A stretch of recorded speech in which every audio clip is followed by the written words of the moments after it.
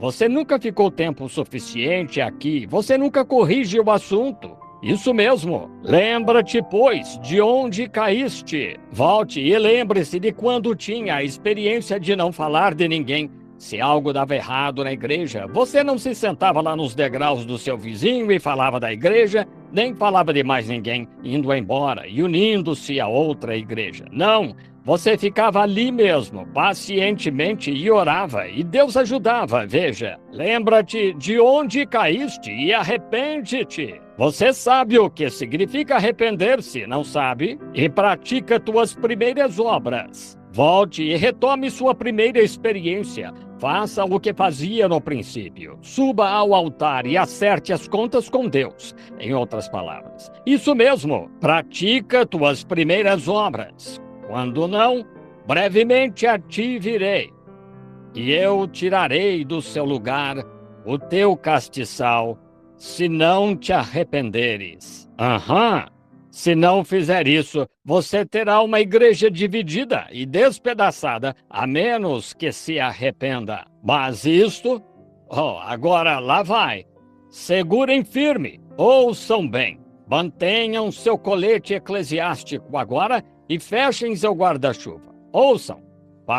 Tens, porém, isto, que odeias as obras do Nicolaíta, as quais eu também odeio. Vocês odeiam as obras de um Nicolaíta. Agora notem, o que eram obras em Éfeso na era seguinte da igreja foi uma doutrina. Vamos abordar isso amanhã à noite. O Nicolaíta. E quem tem ouvidos, ouça o que o Espírito diz às igrejas.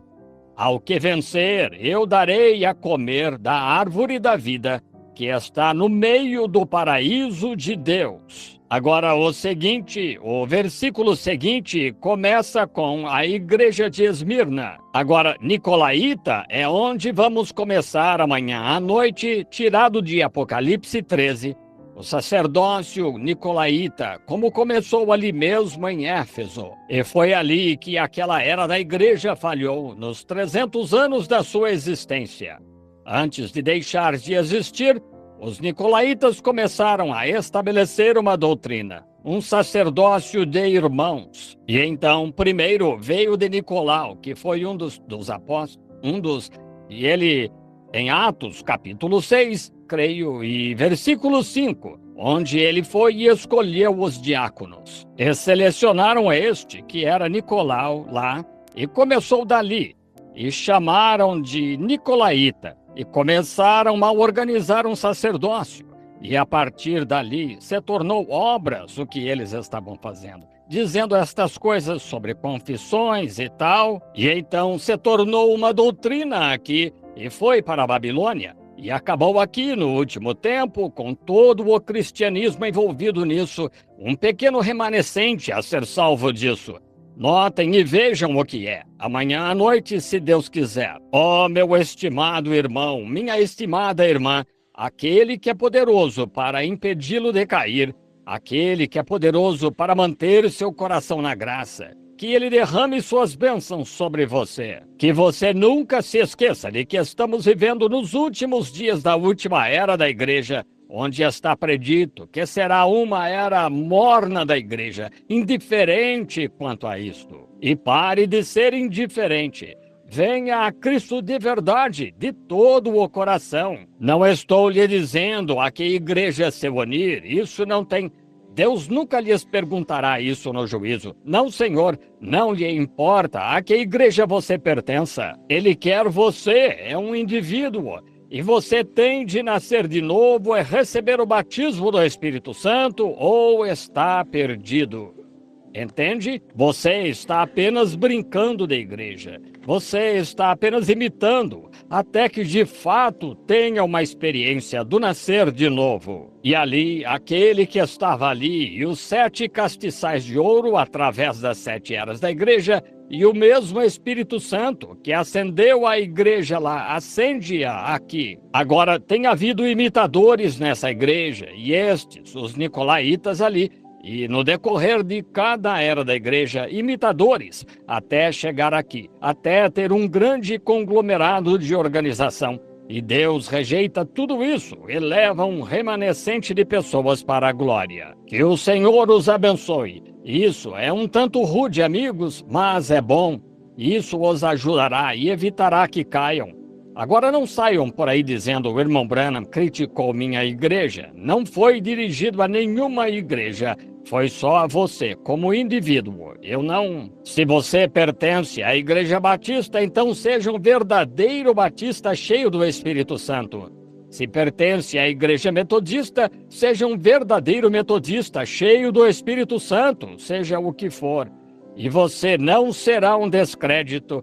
Você será um mérito para qualquer igreja ou qualquer vizinhança, para a glória de Deus. Que o Senhor os abençoe agora. Enquanto ficamos de pé, por favor. Amado Mestre da vida, depois de ler a tua palavra, ficamos maravilhados, conscientes de que algum dia esta leitura, esta noite será. Nós a ouviremos na gravação em fita, por assim dizer, no dia do juízo. O que vamos fazer a respeito? Vendo que estamos vivendo nesta última era, escuridão em toda parte. Que tempo! Ao ver a vinda do Senhor, sinais aparecendo, grandes maremotos invadindo, o coração dos homens falhando, medo, perplexidade de tempo, angústia entre as nações. Muitos dizem: ouço isso há anos, mas não disse a Escritura que diriam isso? Não há diferença no tempo desde que nossos pais dormiram, sem saber que estamos bem no limiar. Ele pode vir antes do amanhecer. E, Pai, em que dia ou em que hora sabemos que estes pequenos e frágeis fios de vida em que estamos andando se romperão embaixo de nós? Nossas pobres almas serão postas lá na balança, na palavra de Deus. E nossas atitudes em relação ao que ouvimos e lemos. Cabe a nós, Senhor, pararmos agora e nos examinarmos. E enquanto homens e mulheres, rapazes ou moças, de pé aqui nesta pequena audiência esta noite, com saúde e sãos, que eles possam pensar profundamente agora, e se ainda não nasceram de novo, que proponham no coração agora mesmo: não comerei, nem beberei, até que tu me enchas do mesmo maná que os encheste no dia de Pentecostes, até que o mundo morra e tudo seja secundário, exceto tu, meu Senhor, e o amor por tudo mais se desvaneça. Mas tira de mim todo o amor do mundo e deixa-me, deste dia em diante, ser todo teu. Concede, Senhor, ser como as pessoas enquanto vão para casa. Lembra-te dos necessitados, ó Deus, dos pobres em nossa terra, dos pobres em espírito, dos que têm fome. Deus, levanta ministros em toda parte. Enche-os do Espírito Santo e envia-os pregando, Senhor, como tições de fogo. Não sabemos a que horas, só passamos por este caminho uma vez. Só somos mortais uma vez, e graças a Deus por isso. Mas na próxima vida, não pregaremos o Evangelho na próxima vida que há de vir, mas nos regozijaremos no Evangelho com os de todas as eras que o aceitaram, com o Capitão Mor, nosso Senhor Jesus, o qual é totalmente digno, e todo louvor seja dado a Ele para todo o sempre. Amém. Deus os abençoe. Virem-se e cumprimentem-se, enquanto cantamos Bendito seja o laço que une, por favor. Agora, cumprimentem-se, são só 10 minutos o tempo, pois as luzes agora vão se apagar. Cumprimentem-se, vão para casa, regozijem-se e voltem amanhã à noite. Começaremos o culto exatamente às 7h30, querendo Deus. Quão maravilhoso!